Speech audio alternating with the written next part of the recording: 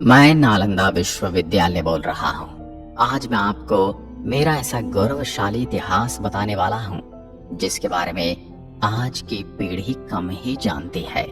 हाँ, मैं वही विश्वविद्यालय हूँ जो एशिया की सबसे बड़ी यूनिवर्सिटी हुआ करता था। लेकिन एक नरभक्षी, पागल, राक्षस, क्रूर और सन की तुर्की शासक बख्तियार खिलजी ने मुझे और मेरे पुस्तक भंडार को जलाकर राख कर दिया था।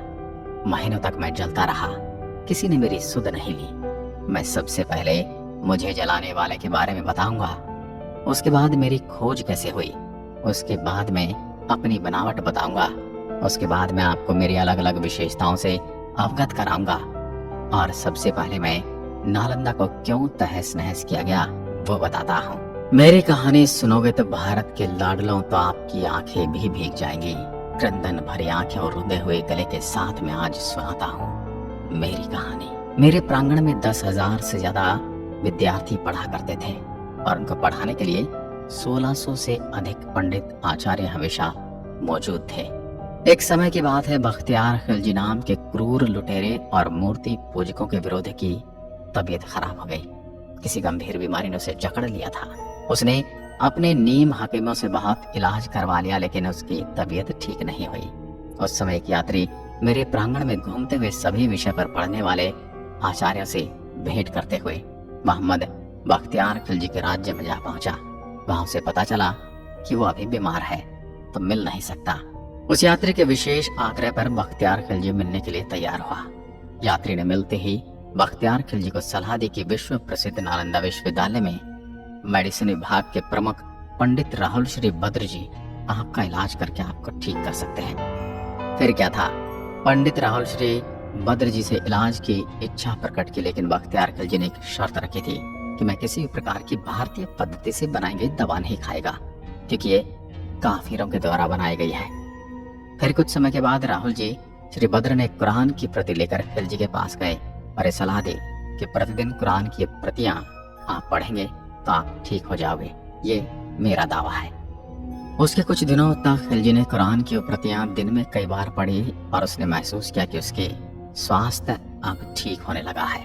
उसके बाद उसने पता लगाया कि मैं ठीक कैसे हो गया, तो उसे पता चला कि पंडित राहुल श्री बद्र जी ने कुरान की प्रतियों पर दवाई का लेप लगा दिया था।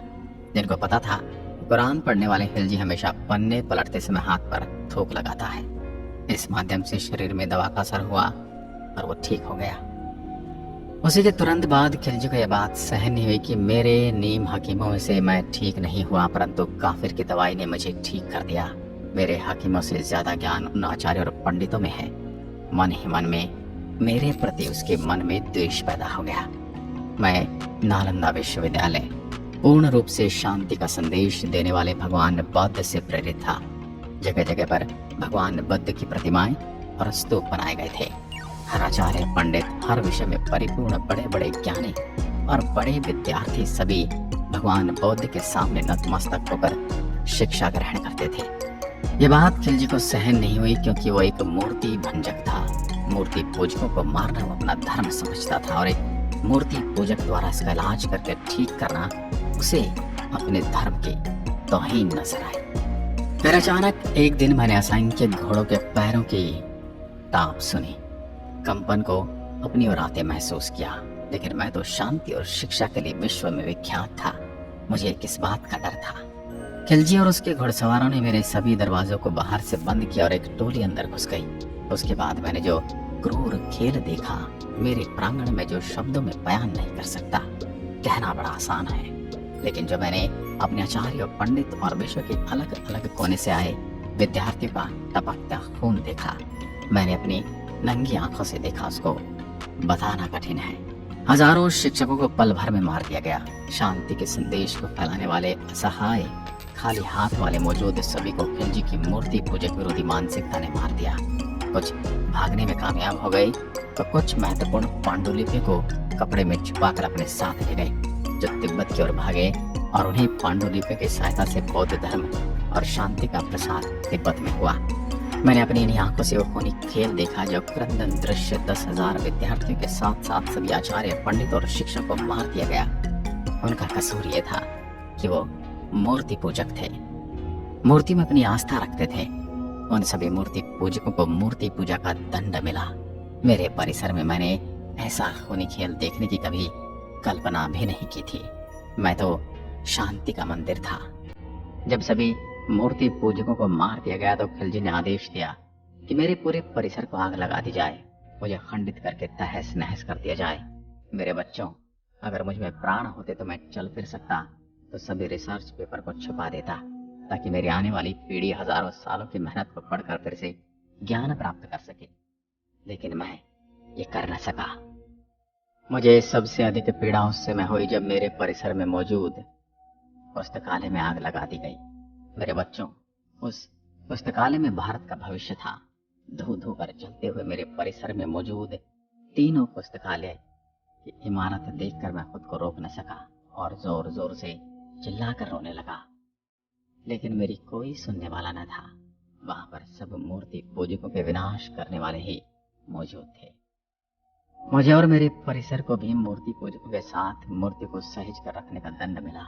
मैं पूरी तरह धो धो कर जलता रहा और मैंने आंखें बंद कर ली। पूरे 6 महीने तक मेरी विश्वविख्यात पुस्तकालय में आग जलती रही और भारत का भविष्य जलते हुए मैंने उसके ताप को महसूस किया। पूरी तरह से तहस नहस वीरान खड़ा में कई शताब्दियों के धूल मिट्टी में से आंखों से ओझल हो गया। मेरा खंडहर रूप देह जो बचा था वो धूल और मिट्टी के नीचे दब गया और अंदर ही अंदर अपने वजूद को मिटते हुए अंधकार में दिन बीतने लगे। फिर एक दिन ऐसा आया जब मेरी खोज करने वाले एक अंग्रेज अफसर को 19वीं सदी में एक चाइनीज यात्री की डायरी मिली, जिसमें उस यात्री ने मेरे बारे में कुछ लिखा था। एक दिन वो अंग्रेज अफसर डायरी में लिखे हुए पते पर पहुंचा तो उसे ऐसा कोई सबूत नहीं मिला, लेकिन वहीं टहलते हुए उसे कुछ 5वीं शताब्दी की ईंटों के अवशेष मिले।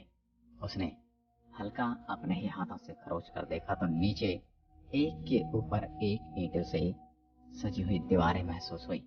फिर कुछ दिनों पश्चात उसने उस जगह पर खुदाई करके मेरे पूरे अवशेष को दुनिया के सामने लाया।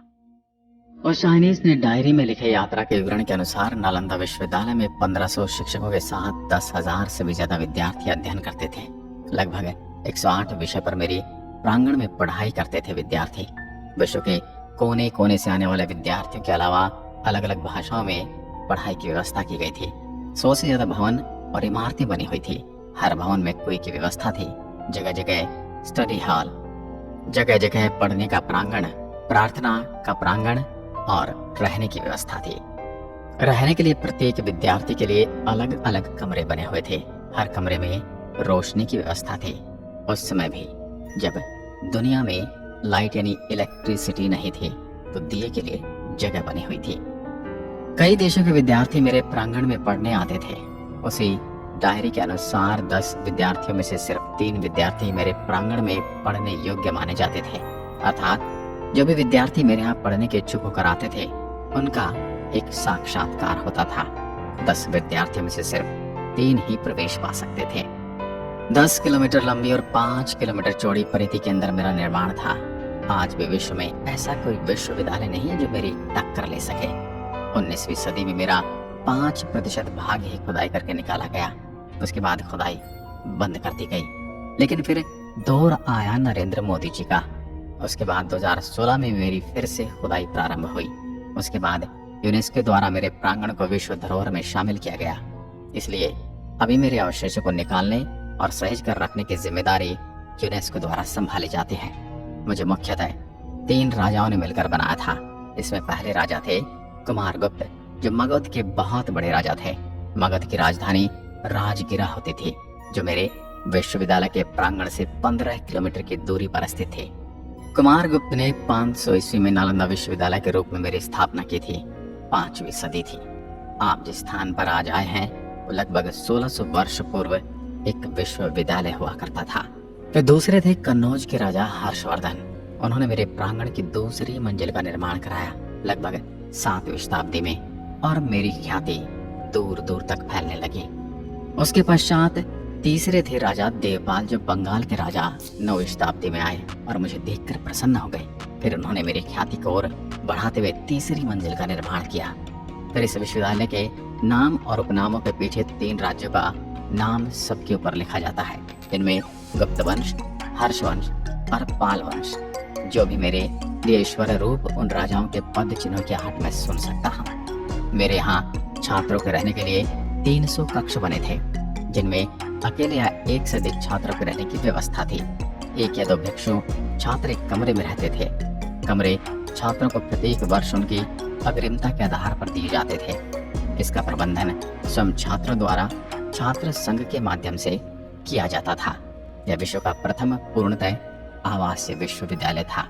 इस विश्वविद्यालय में 3 श्रेणियों के आचार्य थे, जो अपनी योग्यता अनुसार प्रथम, द्वितीय और तृतीय श्रेणी में आते थे। नालंदा के प्रसिद्ध आचार्यों में शीलभद्र, धर्मपाल, चंद्रपाल, गुणमती और स्थिरमती प्रमुख थे। ह्युनसांग के समय इस विश्वविद्यालय के प्रमुख शीलभद्र थे, जो एक महान आचार्य, शिक्षक और विद्वान थे। प्रवेश परीक्षा अत्यंत कठिन होती थी और इसके कारण प्रतिभाशाली विद्यार्थी ही प्रवेश पा सकते थे। उन्हें 3 कठिन परीक्षाओं के स्तरों को उत्तीर्ण करना होता था। यह विश्व का प्रथम ऐसा दृष्टांत है। शुद्ध आचरण और संघ के नियमों का पालन करना अत्यंत आवश्यक था। यह महायान के प्रवर्तक नागार्जुन, वसुबंधु, असंग तथा धर्म कीर्ति की रचनाओं का सविस्तार अध्ययन होता था। वेद, वेदांत और सांख्य भी पढ़ाए जाते थे। व्याकरण, दर्शन, शल्य विद्या, ज्योतिष, योग शास्त्र तथा चिकित्सा शास्त्र भी पाठ्यक्रम के अंतर्गत थे। मेरी यानी नालंदा की खुदाई में मिले अनेक कांसे की मूर्ति के आधार पर कुछ विद्वानों का मत है कि कदाचित धातु की मूर्तियां बनाने का विज्ञान का भी अध्ययन होता था। यह खगोल शास्त्र अध्ययन के लिए एक विशेष विभाग था। छात्रों को किसी प्रकार की आर्थिक चिंता न थी। उनके लिए शिक्षा, भोजन, वस्त्र, औषधि और उपचार सभी निःशुल्क थे। राज्य की ओर से विश्वविद्यालय को 200 गांव दान में मिले थे, जिनसे प्राप्त आय और अनाज से उनका खर्च चलता था। विश्वविद्यालय परिसर के विपरीत दिशा में एक छोटा सा पुरातात्विक संग्रहालय बना है। इस संग्रहालय में खुदाई से प्राप्त अवशेषों को रखा गया है। उसमें भगवान बुद्ध की विभिन्न प्रकार की मूर्तियों का अच्छा संग्रह है। इनके साथ ही बुद्ध की टेराकोटा मूर्ति और प्रथम शताब्दी की 2 मर्तबान भी इस संग्रहालय में रखे हुए हैं। इसके अलावा इस संग्रहालय में तांबे की प्लेट, पत्थर पर खुदे अभिलेख, सिक्के, बर्तन तथा 12वीं सदी के चावल के जले हुए दाने रखे हुए हैं। बड़गांव नालंदा का निकटतम गांव है। यहाँ पर एक सरोवर और प्राचीन सूर्य मंदिर है। यह स्थान छठ के लिए विशेष प्रसिद्ध है। नालंदा से थोड़ी दूर पर सिलाव स्थित है, जो स्वादिष्ट मिठाई खाजा के लिए प्रसिद्ध है। इनके पास ही है राजगृह। मेरे प्रांगण में मौजूद पुस्तकालय पूरे 9 मंजिल बड़ा था, जिसको कुछ इस्लामिक आक्रमणकारियों ने जला दिया।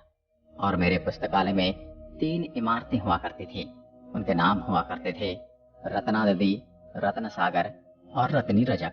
12 शताब्दी में जब खिलजी की क्रूर और मूर्ति भंजक विरोधी मानसिकता ने मुझे तहस नहस कर दिया, मेरी विश्व प्रसिद्ध पुस्तकालय में आग लगा दी और मुझे 6 महीने तक धो धो कर जला दिया। मेरे देशवासियों, आपने उस लाइब्रेरी में क्या खोया वो आप अभी नहीं समझ सकते। हजारों वर्षों के शोध, लाखों पांडुलिपि, हजारों करोड़ों शोध के पेपर धो धो कर जल गए। 6 महीने इसलिए लग गए क्योंकि उस समय पेपर नहीं हुआ करते थे। अधिकांश पांडुलिपि और रिसर्च के डॉक्यूमेंट ताम्र पत्रों पर उकेरे जाते थे। पूरा पुस्तकालय के प्रांगण का नाम धर्मगंज हुआ करता था। मेरे यहाँ आने के लिए आपको हवाई मार्ग और सड़क मार्ग अथवा रेल मार्ग से यात्रा करनी पड़ेगी। हवाई मार्ग के लिए निकटतम एयरपोर्ट यहाँ से 89 किलोमीटर दूर निकटतम हवाई अड्डा पटना का जयप्रकाश नारायण हवाई अड्डा है। रेल मार्ग के लिए नालंदा में भी रेलवे स्टेशन है, किंतु यहाँ का प्रमुख रेलवे स्टेशन राजगीर है। राजगीर जाने वाले सभी ट्रेन नालंदा होकर जाती हैं। सड़क मार्ग, नालंदा सड़क मार्ग द्वारा कई निकटवर्ती शहरों से जुड़ा है। अगर आप राजगीर से आते हैं तो 89 किलोमीटर दूर पड़ता हूँ। वहीं आप गया से आते हैं तो 89 किलोमीटर दूर स्थित हूँ, लेकिन बोध गया से आते हैं तो मैं 110 किलोमीटर की दूरी पर हूँ। मैं नालंदा विश्वविद्यालय आपको आमंत्रित करता हूँ। तो महानुभावों, मेरे बारे में आपके दिमाग में कुछ तो प्रतिक्रिया जरूर आई होगी। वो मुझे कमेंट सेक्शन में लिखकर बताइए, ताकि मुझे पता चल सके कि आप मेरे बारे में क्या सोचते हैं। मिलता हूँ एक और पटकथा के साथ। तब तक के लिए नमस्कार। जय हिंद, जय भारत।